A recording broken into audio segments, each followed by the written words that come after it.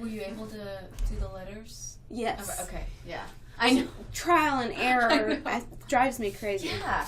But I got them done. Okay, cool.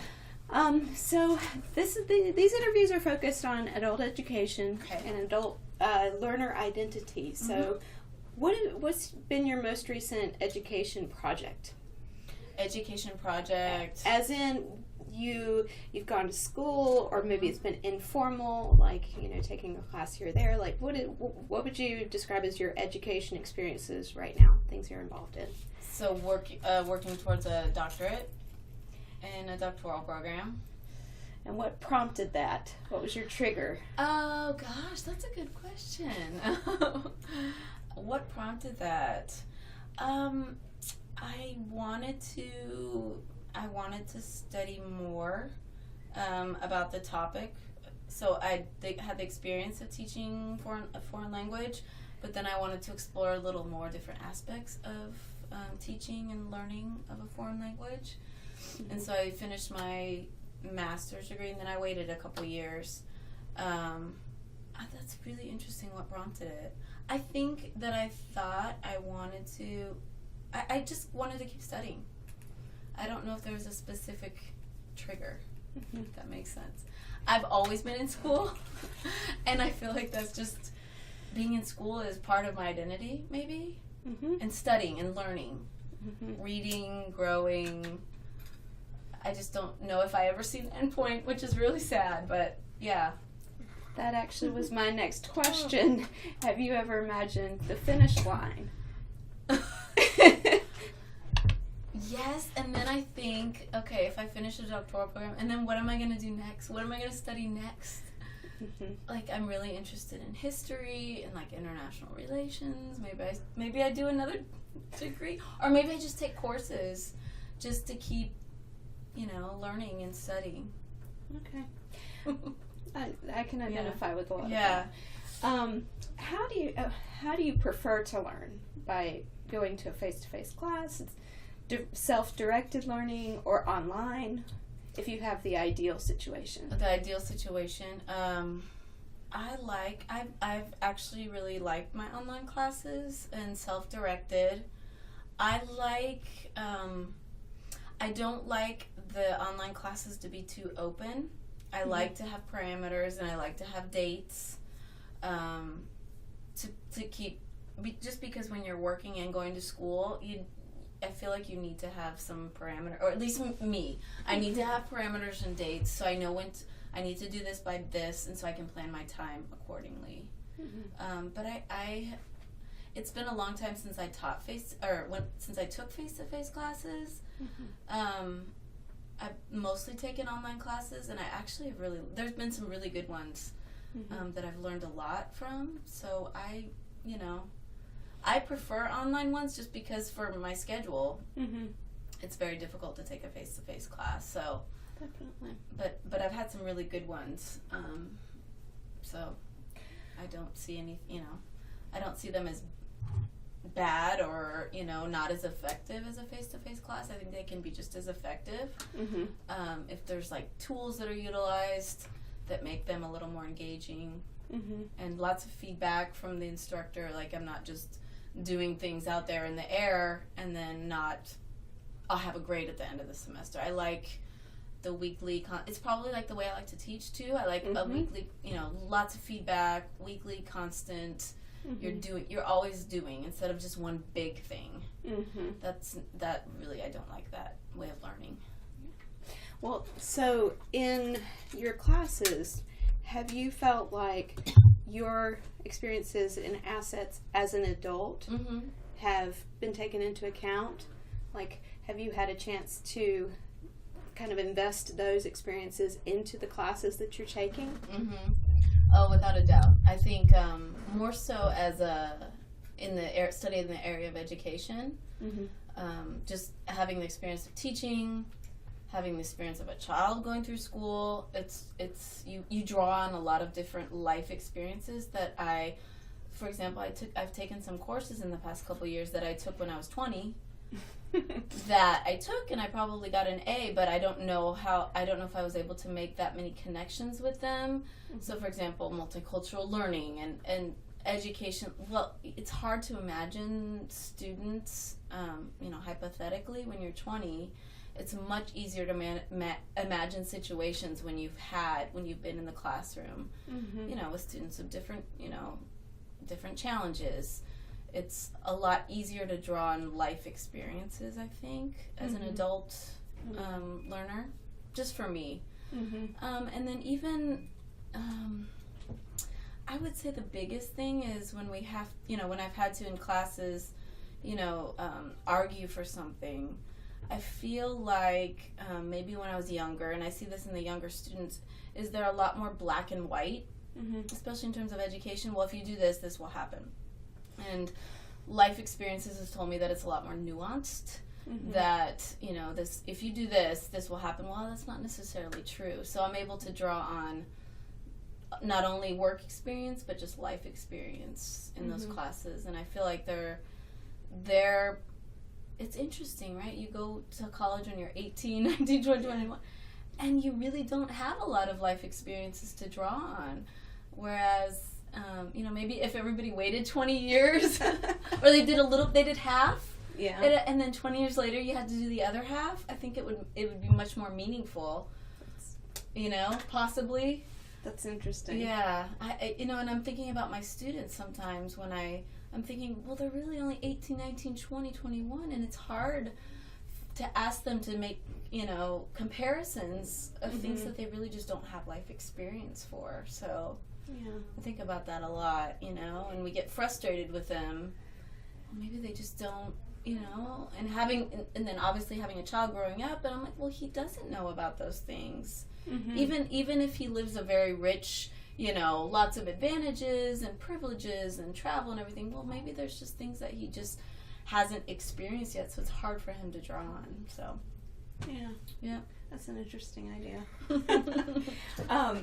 Going back after and looking, how would you experience something differently as that 20-year-old and then as 40-year-old? Yeah, that's an interesting thought, especially in education. I think it seems interesting to me that we, you're going to be a teacher at 18, so you go and you take your courses, but the experience you have, not only being in the classroom, but just life, helps shape, the way that you learn so much. So you interact with people too. Yes. Yeah. Well, so what would you say have been the barriers that you've experienced to continuing learning? The barriers, just the time is one, and like, for example, sometimes there's courses that I take where I can't delve into as much that I want to.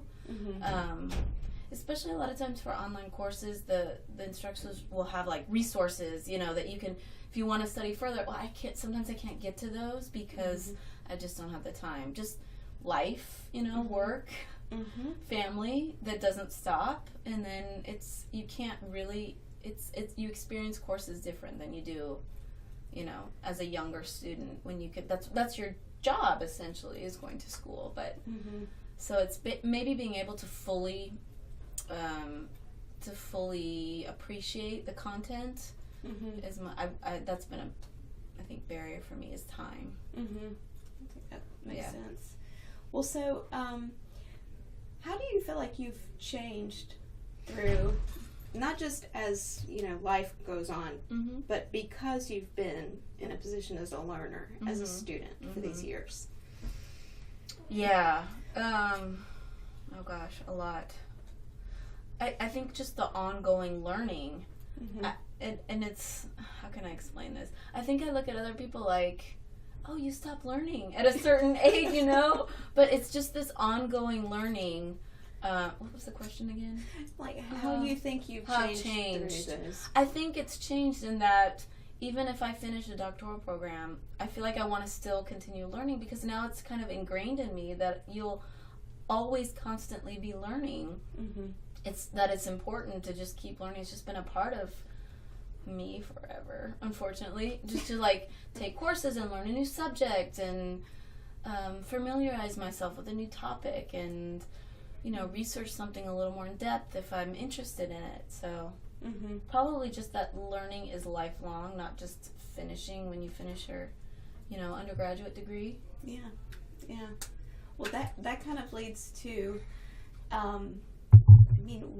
when you experience these classes and you're also teaching, do you think you can identify some things that lead to people not being successful as adult learners or in classrooms? And how would you characterize those factors?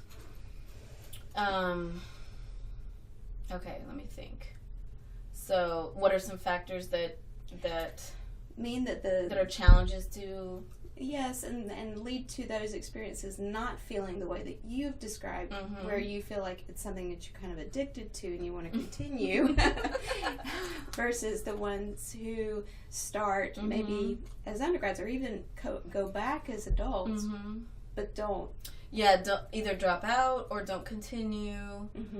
Yeah, I think that honestly the number one thing is just the other responsibilities of life, a job. If you're also working full-time and going back to school, I could just imagine that's just, and then family, any sort of, event that happens, either with your immediate family or extended family, it's like, things that you sometimes can't control could be barriers. I think flexibility in learning, the online, hybrid,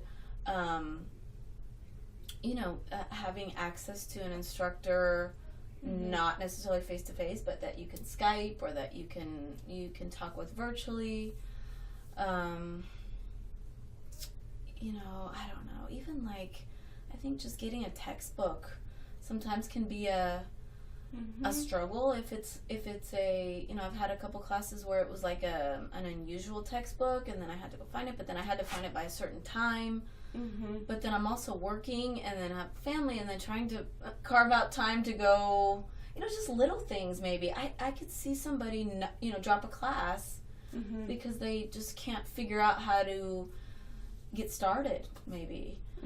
Or I've had a class where it was like the class starts and then by day 3 you're supposed to have this done. Well, maybe I wasn't able to access, something and get the book, and then, I could see somebody just deciding, hey, I just can't do this. It's overwhelming. Little things like that, because I think sometimes we take the regular face-to-face classes and just apply the same things to online classes where we might have to change a little bit, how they access those classes, especially for if we know that there's someone who's they're just starting back into school. Right. Maybe a little more resources, hand-holding to help them just to get started. Yeah. I don't know. Okay, and this is my last question. What do you think are the most important personal traits that lead to someone being successful despite challenges like that in continuing learning or in completing a program or a learning project of some sort? Personal traits. Probably being independent. I think you have to be able to navigate things on your own. I think it's not as easy as an adult learner to navigate as it is as maybe an undergrad, and there might be a little more resources. You might have a little bigger social network that you can reach out to, whereas an adult learner sometimes, especially if you're taking online courses, you might feel a little isolated, especially if you're taking courses from a place that's, not even, you can't even physically go to. So personal traits, probably the ability to seek or to ask questions. If you're unsure of something, rather than just giving up, seeking out information, seeking out help if you have questions. Let's see, what else? You have to be flexible, I think. Flexible in a lot of different areas. Flexible with your time. Flexible sometimes you might have unrealistic expectations about adult learning, that you're going to finish X, but you might not be able to. Right. So you might have to adjust your expectations. Mm-hmm. So flexibility. Mm-hmm. I guess. Adaptability. Adaptability to, yes, yeah. Because you might take a course that's different. It's being taught different than the way that you learned when you were an undergrad or a long time ago, or when you were in school. So being adaptable. Mm-hmm. Yeah. Okay. Well, thank you. Hope that helped write your paper. It does. It did. Good. It's actually like exactly what what we've been what talking. the tenets of transformative learning are. Exactly. Yeah. So what is